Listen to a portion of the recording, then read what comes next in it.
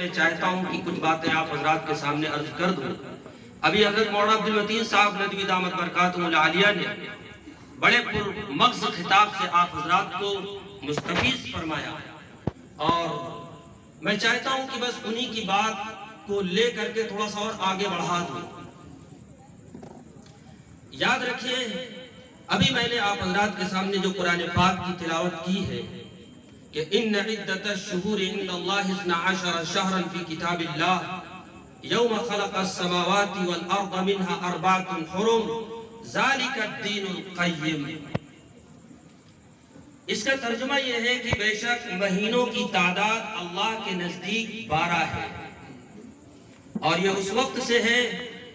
جبکہ اللہ تبارک و تعالیٰ نے آسمانوں کو پیدا فرمایا اور زمین کو پیدا فرمایا۔ منہا 4 حرم،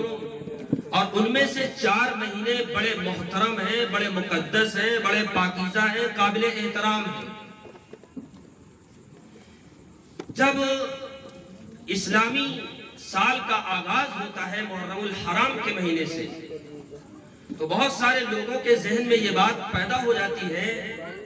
کہ ایسا مہینہ آیا ہے یا اسلامی سال کا جو آغاز ہوا ہے یا اسلامی سال کی جو شروعات ہوئی ہے، ایسے مہینے کے ذریعے سے شروعات ہو رہی ہے کہ جس میں بہت ساری چیزیں حرام ہو گئی ہیں جو پہلے سے حلال تھی، اس لیے کہ لوگ حرام کے معنی حلال کے مقابل میں جو ہے اسے سمجھنے لگتے ہیں۔ یعنی لوگ یہ سمجھتے ہیں کہ اس مہینے میں شادی بیاہ کرنا حرام ہے، اس مہینے میں شاندار نیا کپڑا پہننا حرام ہے،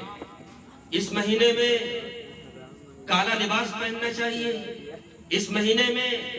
چپل اور جوتے کا استعمال نہیں کرنا چاہیے، اس مہینے میں عورتیں چوڑی نہیں پہن سکتی، اس مہینے میں عورتیں سر پر دوپٹہ نہیں رکھ سکتی، اس مہینے میں اچھے سے اچھے کھانے گھر میں نہیں پکائے جا سکتے۔ یہ مہینہ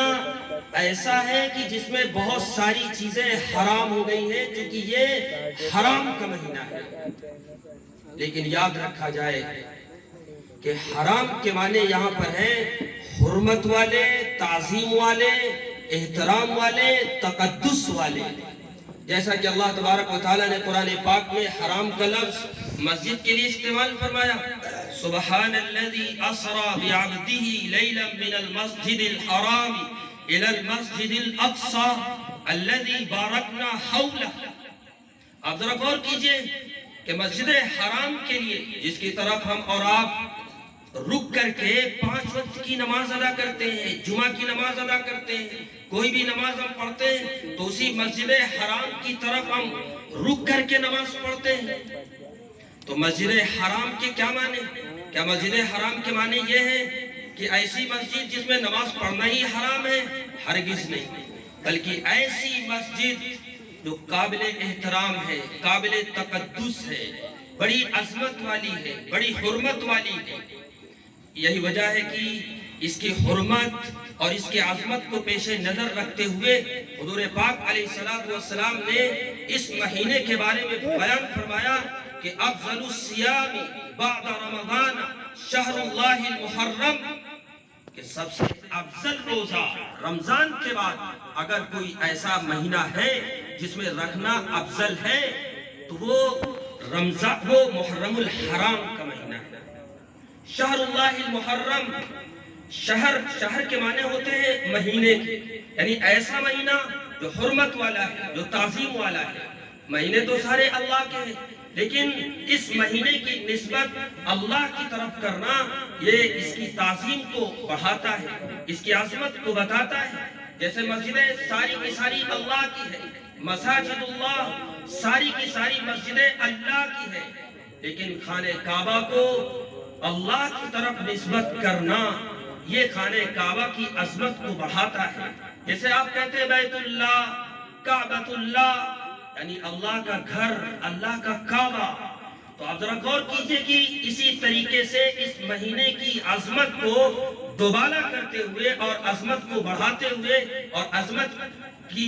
عظمت میں اضافہ کرتے ہوئے حضور پاک علیہ الصلوۃ والسلام نے اس مہینے کی نسبت اللہ کی طرف فرمائی۔ جیسے اونٹنیاں، ساری کی ساری اونٹنیاں اللہ کی پیدا کی ہوئی ہیں، لیکن حضرت صالح علیہ السلام کی اونٹنی کے بارے میں قرآن پاک میں بیان فرمایا گیا، ناقۃ اللہ، اللہ کی اونٹنی، یعنی ساری اونٹنیاں اللہ کی ہیں، لیکن حضرت صالح علیہ السلام کی جو اونٹنی ہے اور جو اس کا مقام ہے، جو اس کی عظمت ہے، جو اس کی پاکیزگی ہے، وہ یہ ہے کہ یہ اللہ کی اونٹنی ہے۔